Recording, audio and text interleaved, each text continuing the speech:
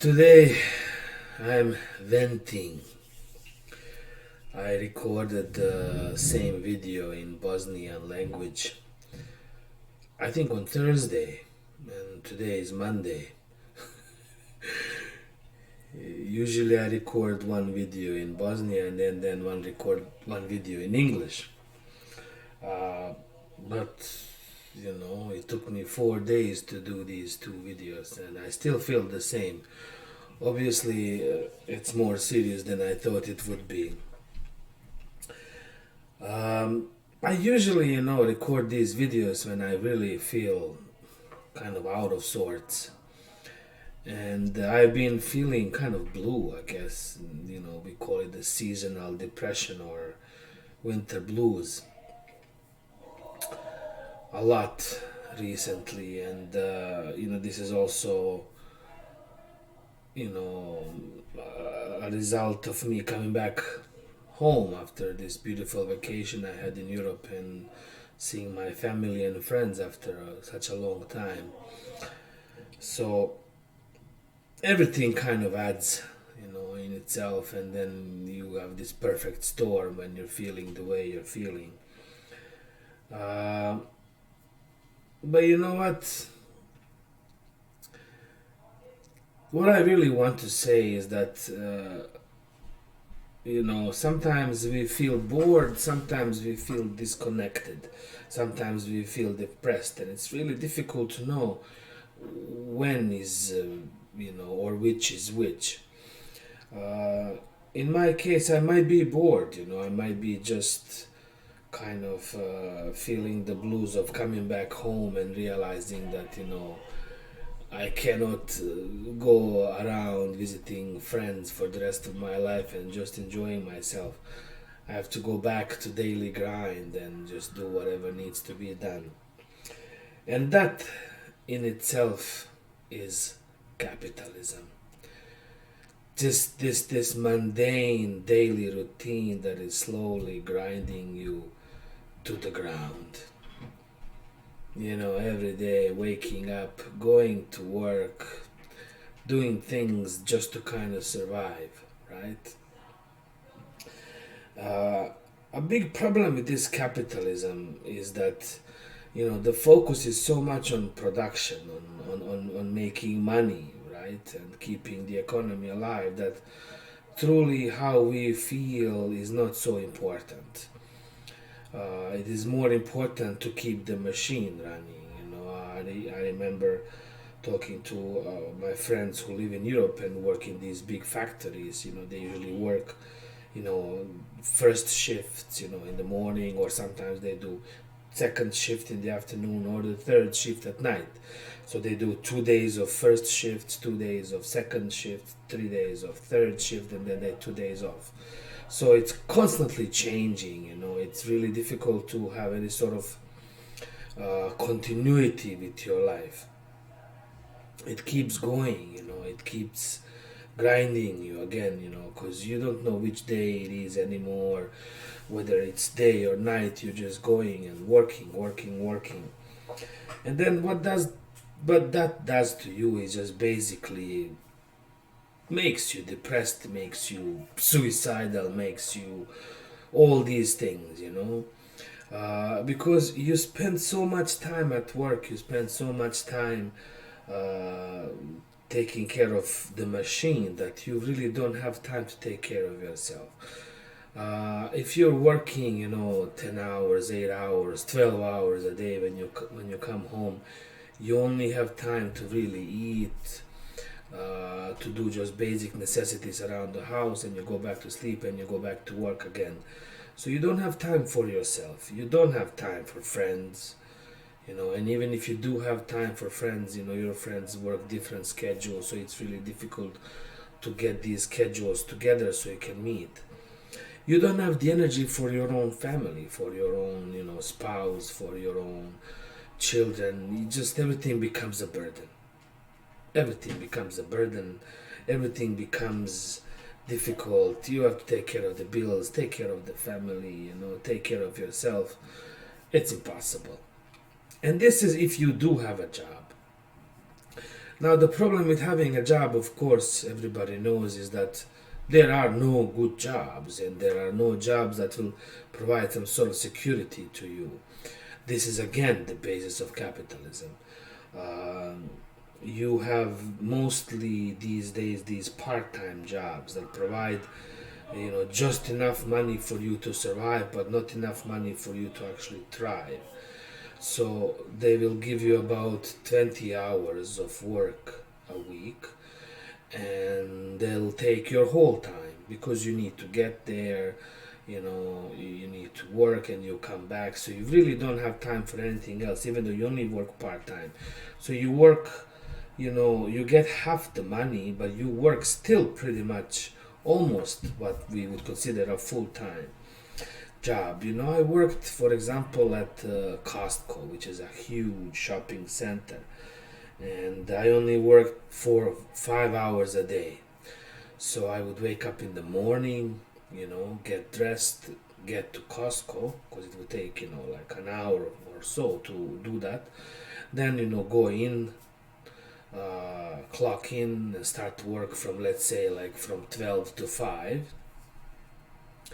Finish my work, come back home, it would be already 7 or 8 o'clock. So time to go to bed, make dinner. So you work only 5 hours a day, but because of the logistical nightmare that life is, getting there, getting back, buying things, cooking, and all these things, you really spend all your time, working. And in the end, you don't make enough money to do anything substantial with your life. You really can't progress. It's not like you can start saving money to do something. And if you are saving some money, you're going to spend that money easily. Let's say every 5 or 6 years, you're going to organize a trip to, let's say, some tropical destination, and that's your money. Now, that means that you need to have another part-time job, which is going to take another 5-6 hours of your day. So really you don't have time for absolutely anything, let alone for rebelling against the government or writing a book, or something like that. Of course, the intrinsic motivation sometimes overcomes all these obstacles, and you still do some miraculous things such as writing a book or something like that, nevertheless. So let's say you do have these two part-time jobs and you're making enough money to actually invest in to buy a car. Then for the next 10 years you're paying off this car, and you're pretty much slave to it. You worry more so about your car than you worry about yourself. While I was in the hospital, waiting for my heart surgery, I was more concerned about my car being outside, because I knew nobody's driving, it is going to seize up. So when I do get out, if I do get out, I'm going to have a dead car. So I'm going to have to spend so much money to get that car back to work. Or I'm going to get tickets, because it was parked in a place that it wasn't supposed to be parked, and things like that. And then, when you actually find, let's say, a relationship, and then you have two part-time jobs and your partner has two part-time jobs, and you need to find a place to live, and then you bite the bullet and you buy a house, and then you have mortgage for the next 80 years. You're paying off for your house. Funny thing, the mortgage in French language is translated as, death trap or death contract. I think you can hear my younger one is playing games upstairs. It's impossible to concentrate. This is how he's relaxing, yelling at his friends over there. He's using headphones, so he cannot hear anything on the outside. He's just focused on the game.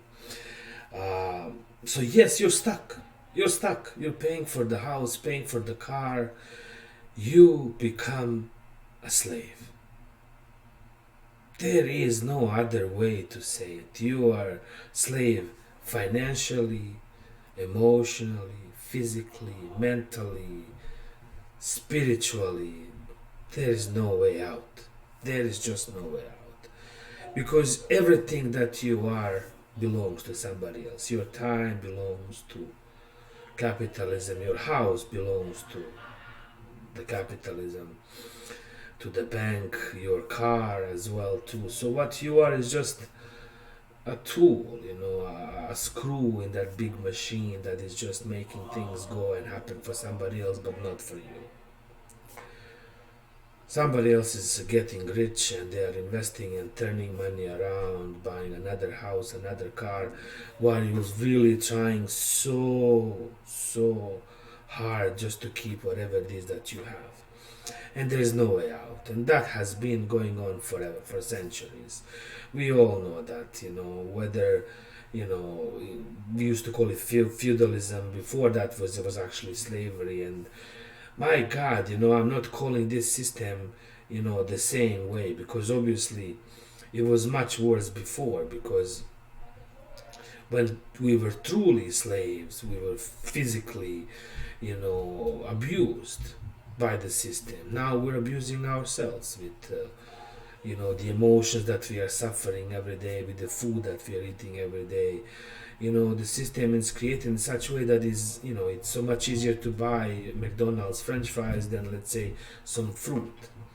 You just don't have the time or the energy to go shopping and buy yourself fresh produce and, cook in a way that is actually going to be beneficial to your health. No, you just don't have the time and the energy for it, because it's really, really difficult to do that. You're fighting an uphill battle from the get-go. From the get-go. You really, don't feel like anything. So the way I feel is completely normal and natural. Whether it's depression or boredom or anxiety, this is a product of our society.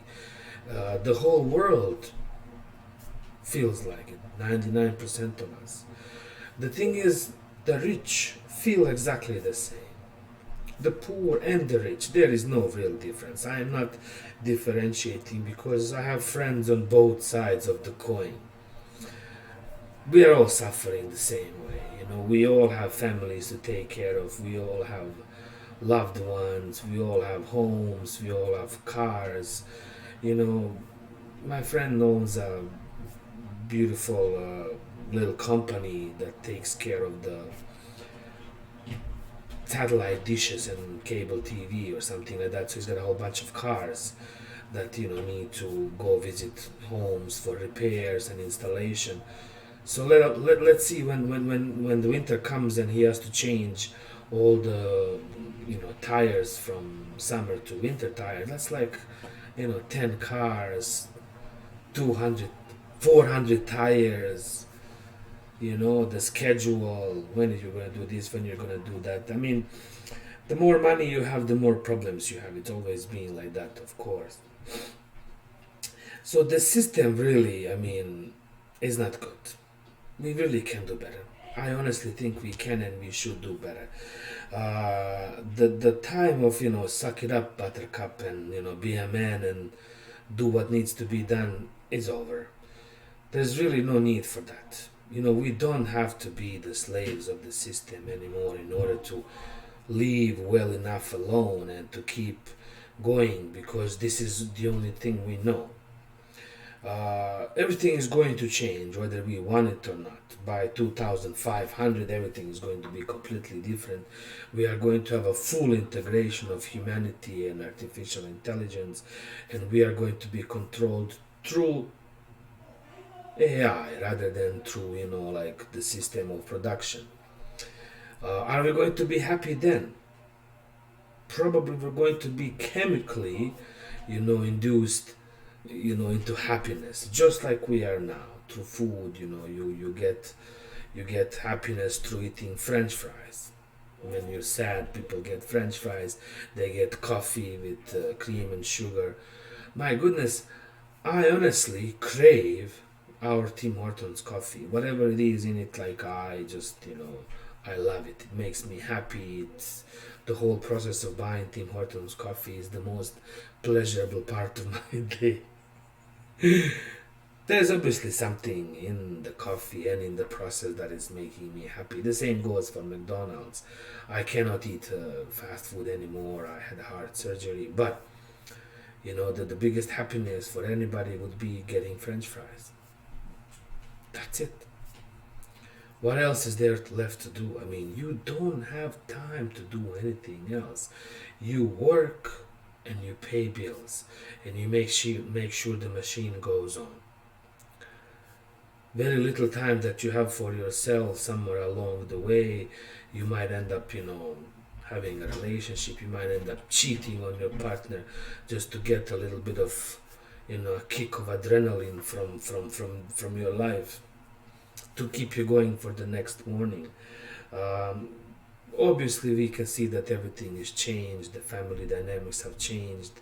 That people are more and more engaging into open relationships, polyamorous relationships. Um, Everything is absolutely available online. You can date 75 people, and you still don't really find that happiness. The funny part is, like, we think we don't have the time for our family, but we do have time for, let's say, cheating or whatever is called cheating anymore. I don't really subscribe to the whole dynamics anymore, because in one of the videos that I've talked about, this is the abolishment of private property, I realized that there is no more personal property. Nothing belongs to you. Your life does not belong to you. Your wife does not belong to you. I truly want to go back to traditional values where we have, one man, one house, one wife, one family, one car. But it's impossible. It is just simply impossible. Our appetites have grown. We have been exposed to way too much.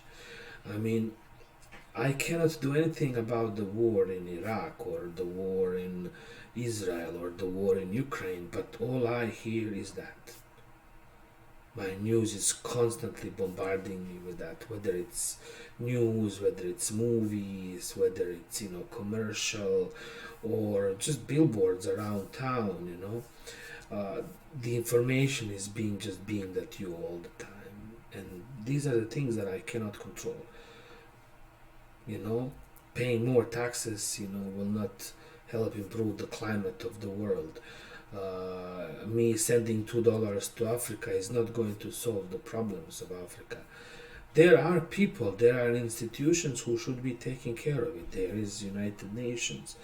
We pay for these regular groups that actually should be taking care of the war, should be taking care of the city, should be taking care of the economy.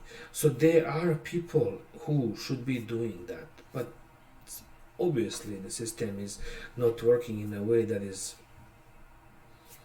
helping all of us.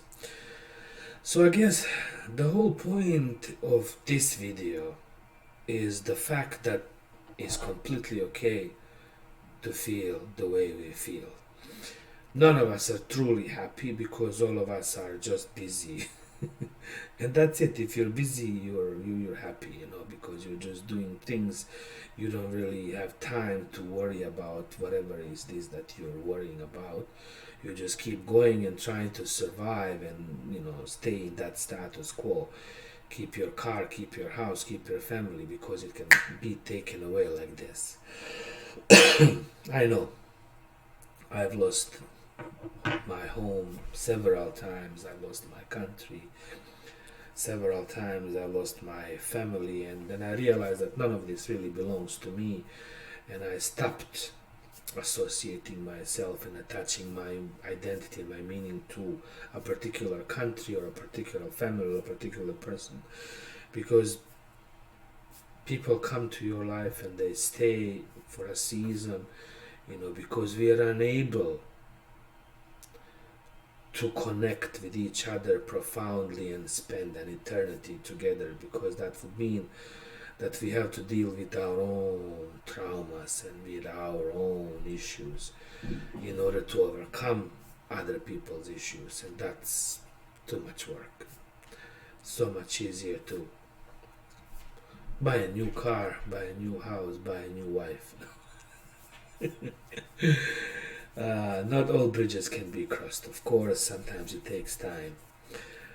There you go. I survived another day, instead of ending my life I made another video about the influence of capitalism on our day-to-day life and emotions. It's real, everything that we feel is real and has been systematically devised.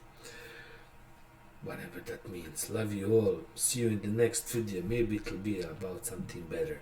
Maybe balloons and fish and birds. Maybe even bees.